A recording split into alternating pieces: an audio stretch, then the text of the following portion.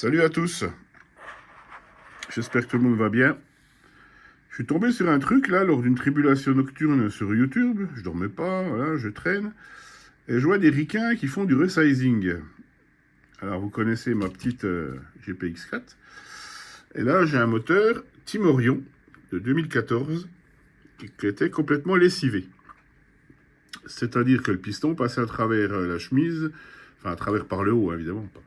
Il était usé, dès qu'il était chaud il calait, enfin il était inutilisable.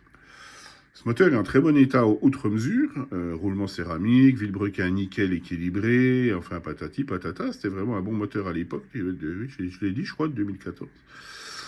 Et il était dans un tiroir et j'ai dit tiens on va essayer la méthode de ce type qui est vraiment à la va comme je te pousse.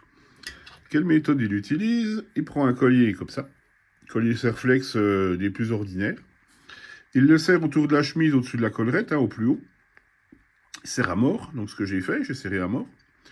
Il chauffe au décapeur thermique l'ensemble, une trentaine de secondes, et hop, dans l'eau froide, ça fait pchit.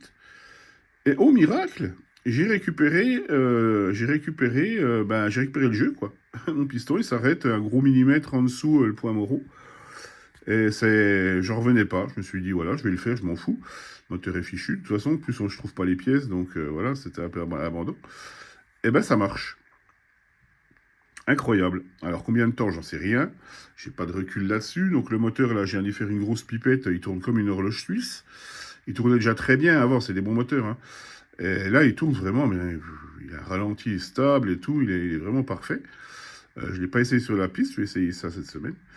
Et pour voir, hein, on va y faire quelques plats, hein, parce que là, il y a quand même un doute. Et là, il a repris de la compression et tout et tout. C'est vraiment impeccable, quoi. Hein. Donc, alors la clé, c'est le temps, évidemment, le temps de chauffe, en fin de compte. Si vous chauffez trop, ça va être trop serré. Si vous ne chauffez pas assez, ben, il ne se passera rien, en fin de compte. Et il faut trouver le temps adapté à cette chemise-là, quoi. Donc, faire un tableau presque par moteur. Donc, je vais essayer ça sur d'autres moteurs éventuellement. Alors, j'ai essayé sur un vieux moteur que j'avais, ben ça marche. C'est cucu, mais je sais pas quoi dire. Je suis surpris. Je savais que ça se faisait avec des machines, avec des presses à froid, mais pas avec, pas bêtement, on va dire, avec un collier Serflex, donc serré à mort, hein, je l'explique. Je l'ai chauffé 30 secondes. Je pense 30 secondes, c'est bien, ça me semble bien. Et je l'ai refroidi tout de suite, et là, j'ai récupéré, je vais pas dire comme neuf, mais presque, quoi. J'aurais chauffé 35 secondes, peut-être il aurait été un peu plus serré encore.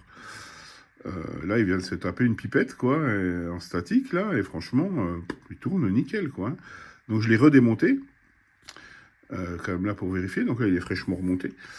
Je l'ai redémonté pour voir, et mon piston est impeccable, quoi. La collerette est nickel, enfin vraiment, il est bien, quoi.